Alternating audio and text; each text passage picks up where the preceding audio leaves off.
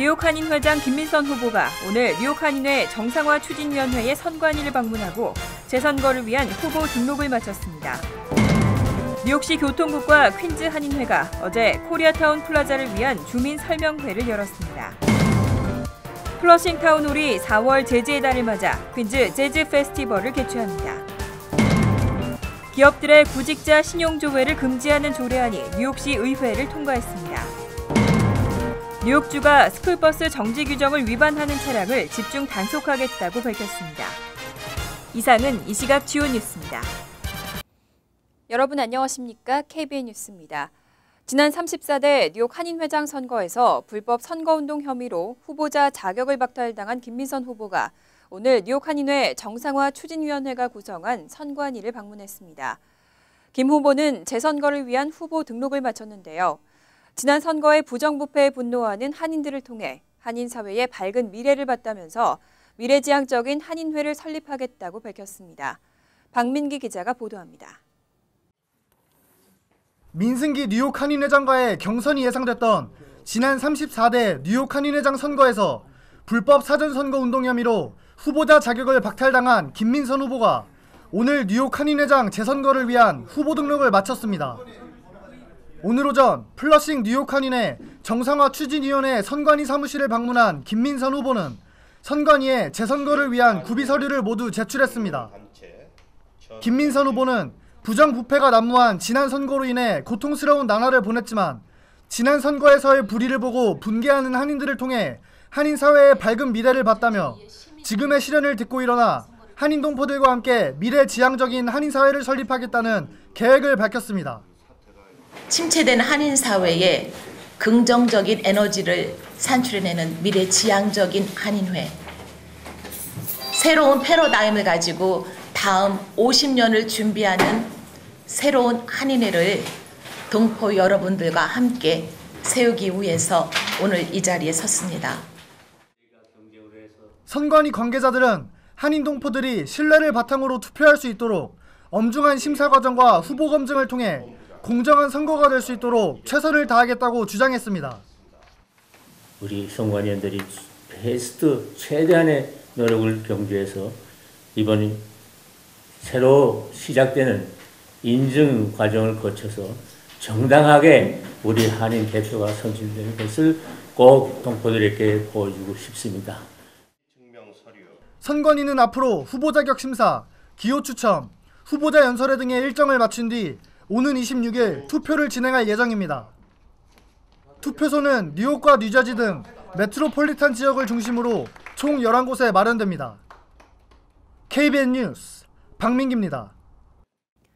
퀸즈 한인회가 노던 블러바드의 루즈벨트 애비뉴 부지를 코리아타운 플라자로 만들기 위한 프로젝트를 실시하고 있는데요.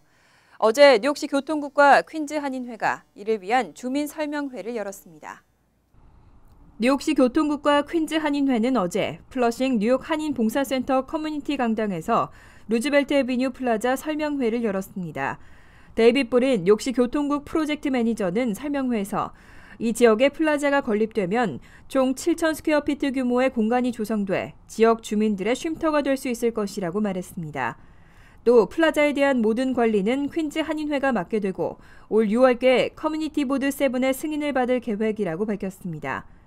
승인을 받으면 이르면 7월 플라자 건립을 시작할 수 있다며 오는 5월 13일 두 번째 설명회를 개최할 예정이라고 설명했습니다. 한편 퀸즈 한인회는 올 초부터 코리안타운 플라자 조성 부지인 노던 블러바드의 레오나드 스퀘어에 한인 업체들의 상설 벤더 설치를 승인하고 루즈벨트 애비뉴를 막아 플라자를 조성하는 프로젝트를 진행 중입니다. 또 18일에는 뉴욕시경과 함께 코리안타운 플라자 원데이 이벤트를 실시한다고 밝혔습니다. 플러싱 타운홀이 4월 재즈의 달을 맞아 퀸즈 재즈 페스티벌을 개최합니다. 재즈 공연과 워크샵, 마스터 클래스 등의 다양한 프로그램이 무료로 준비됐습니다. 박민기 기자가 보도합니다. 4월 재즈의 달을 맞아 플러싱 타운홀이 퀸즈 재즈 페스티벌을 개최합니다. 어제 플러싱 타운홀에서 진행된 기자회견에는 재즈 문화 홍보에 앞서는 그룹 퀸즈 재즈 오버그라운드와 플러싱 타운홀 관계자들이 참석해 재즈 페스티벌에 대해 소개하는 시간을 가졌습니다. 매년 플러싱 타운홀과 협력해 재즈 페스티벌을 개최하는 퀸즈 재즈 오버그라운드 관계자들은 음악은 인종을 떠나 남녀노소를 하나로 묶어주는 매개체라고 주장하며 페스티벌을 통해 진정한 재즈의 매력을 느낄 수 있을 것이라고 밝혔습니다. So I think it's a really international art form that can appeal to everybody. And it's a free event, and it's right here in Queens. So if you haven't checked out jazz before, this is a really good chance to come and see if you like it.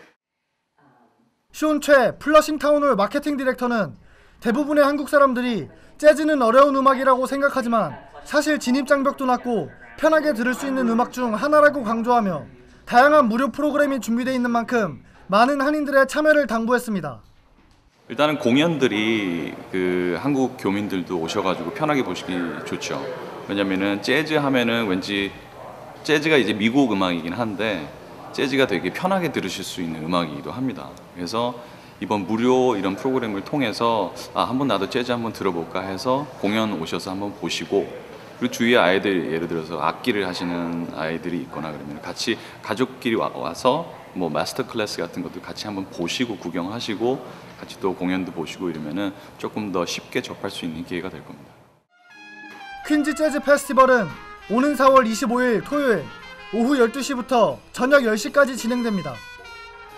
KBN 뉴스 박민기입니다. 오바마 대통령이 또다시 한국 교육을 예찬하는 발언으로 화제가 되고 있습니다. 특히 한국의 교사는 의사만큼 봉급을 받을 정도로 존경받는 직업이라고 말했는데요.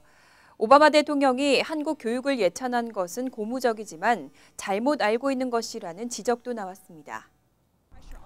오바마 대통령이 15일 노스캐롤라이나주 샬롯에서 열린 여성 블로거들과 타운홀 미팅에서 한국과 핀란드의 교육 제도를 예찬했습니다. 오바마 대통령은 특히 한국의 교사는 의사나 기술자가 받는 수준에서 봉급을 받고 있다며 존경받는 직업이라고 강조했습니다. 한편 대통령의 여동생이 과거 미국에서 교사 생활을 했던 사례를 거론하며 여동생이 얼마나 봉급을 적게 받는지를 알고 있다며 가족을 부양하기도 힘들다고 말했습니다. 오바마 대통령은 취임 첫 해인 2009년 이후부터 여러 차례 한국의 뜨거운 교육열과 교육 제도를 칭찬해왔습니다. 공교육 붕괴와 과열 사교육 열풍 속에서 오바마 대통령의 이와 같은 한국 교육 예찬이 한국민의 실제 정서와는 분명한 거리가 있지만 오바마 대통령의 한국 교육에 대한 이미지는 긍정적이라는 것을 다시 한번 확인했다는 평가가 나오고 있습니다. 최근 온라인을 통한 소득세 신고가 보편화되고 있습니다. 물론 편리하다는 장점도 있지만 사회보장번호만 있으면 된다는 점을 악용한 소득세 환급 사기도 잇따르고 있습니다. 찰스 슈머 연방 상원의원은 지난해 뉴욕주에서 소득세 환급 사기 피해를 당한 주민이 7만여 명에 달했다고 밝혔습니다. 전국적으로는 230여만 명이 피해를 당했고 금액으로는 50억 달러가 넘었습니다. 사기단은 여러 개의 사회보장 번호를 입수한 뒤 번호마다 소득세 신고를 하는 방식으로 범죄를 저지르고 있습니다. 최근 들어 온라인 소득세 신고가 보편화되고 사회보장 번호만 있으면 소득세 신고를 할 수 있게 되면서 이와 같은 사기가 기승을 부리는 것으로 나타났습니다. 슈머 의원은 사기단이 확보한 사회보장 번호 개수만큼 소득세 신고를 하고 있다며 이 가운데 하나라도 승인되길 기다리는 것이 그들의 범죄 수법이라고 지적했습니다. 또 이 밖에도 국세청 직원을 사칭해 전화로 체납 세금 납부를 요구하는 방식의 범죄도 잇따르고 있습니다. 하지만 IRS 측은 어떠한 경우라도 전화로 세금 납부를 독촉하는 일은 없다고 당부했습니다. 앞으로 기업들은 직원 채용 과정에서 구직자의 신용 점수를 조회할 수 없습니다. 저소득층과 초기 이민자들의 취업을 위해서 이와 같은 조례안이 뉴욕시 의회를 통과했습니다. 직원 채용 과정에서 신용 조회를 금지시키는 조례안이 어제 뉴욕시 의회를 통과했습니다. 조례안은 빌 드블라지오 시장의 서명을 받으면 120일 이후부터 시행됩니다. 이번 조례안의 통과로 초기 이민자나 신용 점수가 낮은 구직자들의 취업 기회가 더욱 확대될 것으로 전망되고 있습니다. 지금까지 기업들은 직원 채용 시 구직자들에 대한 신용 조회를 실시하고 평가 대상으로 삼았습니다. 그런데 학자금 융자의 체납이나 의료비가 밀린 경우도 신용 불량자로 낙인 찍히면서 저소득층이나 이민자 커뮤니티를 차별하는 관행이라는 지적을 받아왔습니다. 이번 조례안의 발의자인 브래드 랜더시 의원은 차별적인 관행을 중단시키는 규정이 시의회를 통과해 매우 기쁘다는 입장을 전했습니다. 하지만 조례안은 경찰관이나 고위 공무원을 채용하는 과정에서는 적용되지 않습니다. 또 연방이나 주정부 법규로 신용 조회를 의무화하고 있는 경우에도 적용되지 않습니다. 스쿨버스가 학생들을 태우고 내려주는 동안에는 반드시 정지 규정을 지켜야 합니다. 이를 무시한 차량 때문에 해마다 어린이들이 다치는 사고가 발생하는데요. 뉴욕주가 앞으로 이 스쿨버스 정지 규정을 위반한 차량을 집중 단속하겠다고 밝혔습니다. 뉴욕주는 스쿨버스가 정차한 상태에서 정지 사인을 올리면 뒤에 오던 차량들은 모두 정지하도록 법으로 규정하고 있습니다. 하지만 이 스쿨버스 정지 규정을 무시한 운전자들이 기승을 부리면서 주정부는 16일 안전 정지 작전을 실시했습니다. 주 경찰을 비롯해 각 지역 경찰이 동원됐고 일부 스쿨버스를 따라 노선을 함께 돌며 위반 차량을 적발했습니다. 특히 스쿨버스 정지 규정 위반 신고가 많이 접수된 지역에서는 경찰관이 직접 스쿨버스에 타고 위반 차량을 실시간으로 단속했습니다. 안전정지 작전은 이날 하루 동안에만 진행됐지만 주 경찰은 앞으로도 단속을 강화한다고 밝혔습니다. 스쿨버스 정지 규정 위반으로 적발되면 250에서 400달러의 벌금이 부과되고 운전면허증에 5점의 벌점이 주어집니다. 한편 주지사실은 지난 4년 동안 스쿨버스 정지 규정을 무시하고 추월하는 차량에 치여 사망한 학생들이 뉴욕주에서만 35명에 달했다고 지적했습니다. 미국에서 최악의 직업으로 신문 기자가 뽑혔습니다. 신문 기자는 매년 최악의 직업 1, 2위에 들고 있는데요. 이 밖에도 방송인과 사진 기자 등 언론 관련 직업들이 최악의 직업 탑10에 올랐습니다. 경제지 포천은 직업 안내 사이트 커리어캐스터닷컴이 선정한 2015년 최고의 직업과 최악의 직업을 1위부터 10위까지 소개했습니다. 지난 2013년에도 최악의 직업으로 선정됐던 신문기자는 지난해 벌목꾼에게 1위를 내줬다가 2년 만에 다시 최악의 직업에 올랐습니다. 이 사이트는 형편없는 직업 전망과 낮은 봉급, 해고 문제가 지난 수년간 신문 산업을 뒤덮고 있다고 진단했습니다. 신문기자 외에도 5위의 방송인, 6위의 사진기자 등 언론 관련 직업 3개가 최악의 직업 탑10에 들었습니다. 그 밖에는 벌목꾼이 2위, 군인 3위, 요리사 4위, 교도관과 택시기사, 소방관과 우체부 등이 뒤를 이었습니다. 반면 최고의 직업으로는 1위에 오른 보험계리사 외에 청각검사 기능사 2위, 수학자 3위, 통계학자가 4위, 그 뒤를 이어 생체공학자와 데이터과학자, 치과위생사, 소프트웨어 기술자와 직업치료사, 컴퓨터 시스템 분석가 등이 선정됐습니다. 잠시 후 KBN 뉴스가 계속됩니다.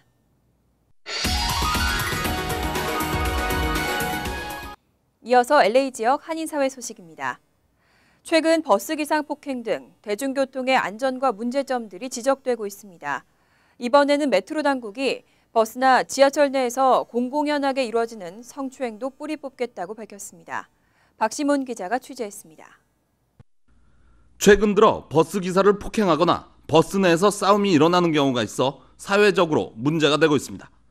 LA교통국은 2만 2천여 명의 대중교통 이용자들을 대상으로 설문조사를 벌인 결과 응답자 가운데 22%가 지난 6개월 사이 언어폭력, 성추행 등을 경험했다고 밝혔습니다. 이는 4명당 1명꼴인 셈입니다. If you see it, report it. If you're experiencing it, report it. With your help, we can do something about this issue. 갈수록 심해지는 대중교통의 안전 문제, 메트로 당국은 카운티 정부, 셰리프와 함께 대중교통 내 폭행과 성추행 등을 신고할 수 있는 핫라인을 개설했습니다. 이와 함께 목격자가 사진을 찍어 전송할 수 있는 스마트 앱도 만들었습니다. More than 80% of Metro riders have cell phones, and they can call the dispatch center at 888-950-SAFE. Operates 24/7. Those riders with smartphones can also use an upgraded LA Metro Transit Watch application. LA 카운티 셰리프국은 지난해 99건의 대중교통 내 성희롱 관련 신고를 접수했습니다. 하지만 이 가운데 체포된 사람은 20명. 셰리프 당국은 신고 제도가 자리를 잡게 되면 앞으로 버스나 지하철에서 이뤄지는 폭력이나 성추행 문제를 뿌리 뽑을 수 있을 것으로 본다고 전했습니다. MBC 뉴스 박시몬입니다. EBS 한국교육방송공사 관계자들이 LA를 찾았습니다. 코날교육문화재단과 업무 협약을 체결하고 앞으로 한인사회는 물론 주류 사회에도 한국어와 한국 문화를 알리는 교육 한류를 주도하겠다고 약속했습니다. 김지은 기자의 보도입니다. 오늘 EBS 아메리카 사무실에서는 EBS 한국교육방송공사와 코날교육문화재단의 업무 협약 체결식이 열렸습니다. EBS 측은 앞으로 코날교육문화재단과 공동으로 이곳에 EBS 교육문화센터를 설립할 예정입니다. 미주 한인들에게 한글과 한국 정통문화에 대한 교육을 직접 제공하겠다는 취지입니다. EBS는 이제 교육을 전문으로 하는 공영방송인데 이제는 국내 서비스뿐만 아니라 해외 동포들이 한국인으로서 정체성을 확보하는 데 도움을 줄 수 있도록 하기 위해서 MOU를 체결했습니다. 코날교육문화재단은 오늘 업무 협약을 계기로 자라나는 1.5세와 2세들에게 한국인으로서의 자긍심을 고취시켜줄 수 있도록 다양한 프로그램을 만들어갈 것이라고 밝혔습니다. 앞으로 EBS 교육문화센터를 통해서 대한민국의 교육 한류 확산과 더불어 다양하고 체계적인 문화 콘텐츠를 미주 동포 사회에 제공하는 데 어떤 역할을 할 것을 우리가 염두에 두고 있습니다. 이어 신용섭 EBS 한국교육방송공사 사장은 남가주 한국학원 산하 윌셔 사립초등학교의 교정을 둘러보며 미주 한국학교연합회 측과 만남의 시간을 가졌습니다. 한글 및 한국 문화교육 사업의 일환으로 미주 한국학교연합회 측에 교육문화 콘텐츠를 전달하기 위해서입니다.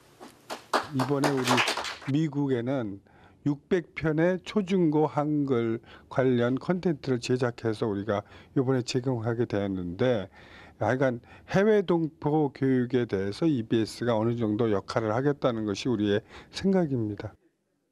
전달된 콘텐츠는 윌셔 사립초등학교를 비롯해 2세, 3세들의 한글 교육과 문화를 가르치는 데 활용될 예정입니다.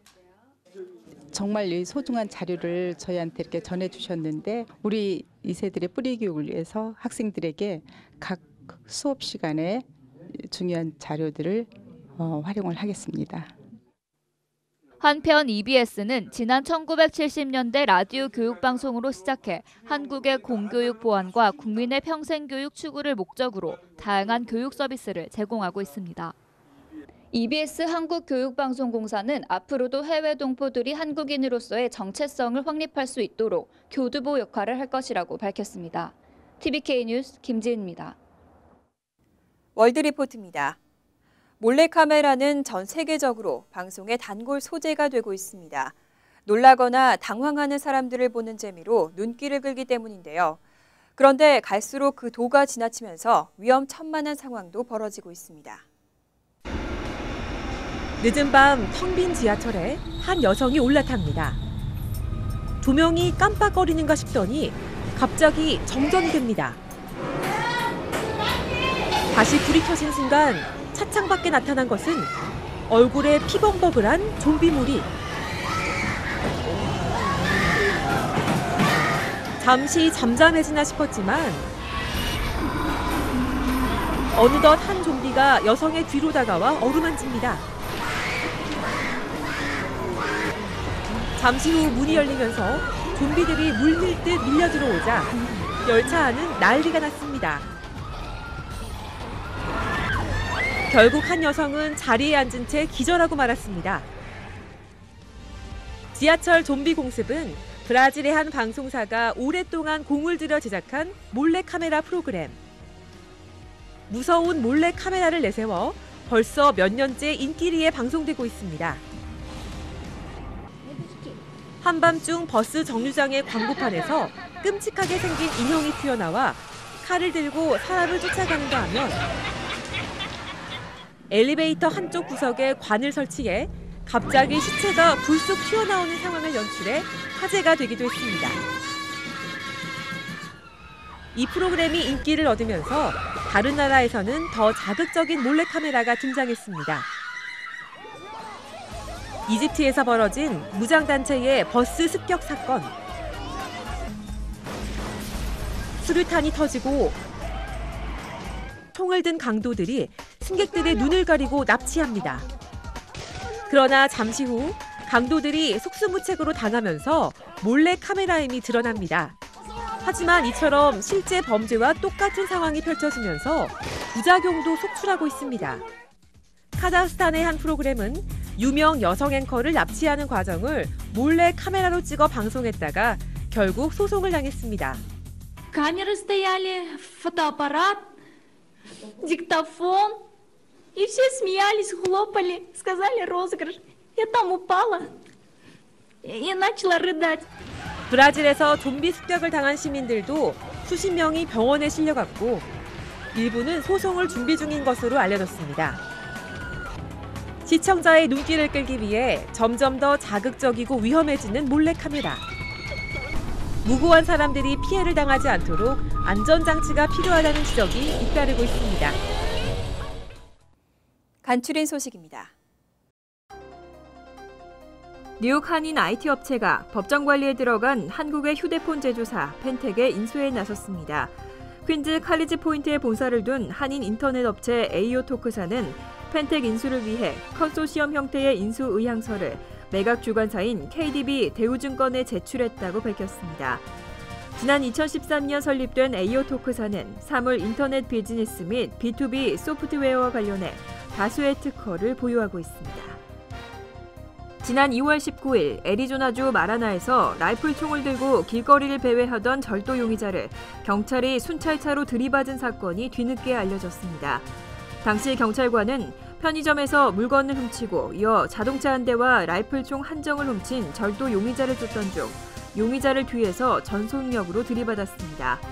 절도 용의자는 직후 병원으로 옮겨졌지만 크게 다치지 않아 이틀 뒤 교도소에 수감됐습니다. 길을 걷는 여성들을 희롱하거나 야유하는 캣콜링을 금지한다는 이색 표지판이 뉴욕 시내에 등장했습니다. 여성 인권 옹호 비영리 단체인 페미니스트 어페럴은 이달 셋째 주 길거리 여성 성희롱 반대의 주를 기념해 관련 표지판을 설치했다고 밝혔습니다. No catcalling anytime이라고 적힌 표지판은 뉴욕 시내 50여 곳에 게릴라식으로 설치됐습니다. 팰리세이즈 팍 중심가에서 마약을 밀매하던 20대 한인 청년 2명이 체포됐습니다.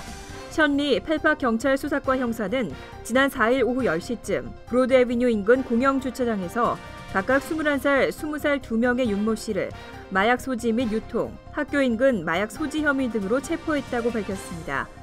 용의자의 차량에서는 마리화나와 코카인, 옥시코돈 등과 함께 마약 흡입 도구 등이 발견됐습니다.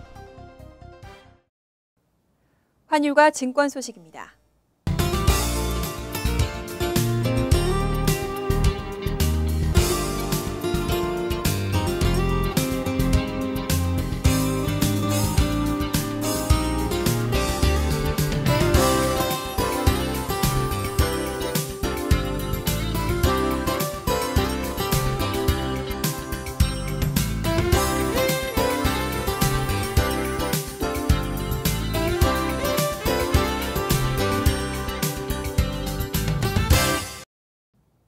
이어서 날씨입니다.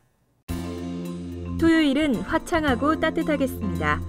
낮 최고 기온은 76도, 섭씨 24도, 밤 최저 기온은 48도, 섭씨 9도로 예상됩니다. 일요일은 가끔 구름이 끼고 쌀쌀한 가운데 밤늦게는 소나기 오는 곳이 있겠습니다. 월요일은 비가 내리고 바람이 불면서 쌀쌀하겠습니다. 이상으로 KBN 뉴스를 마칩니다. KBN과 함께 즐거운 저녁 되시기 바랍니다.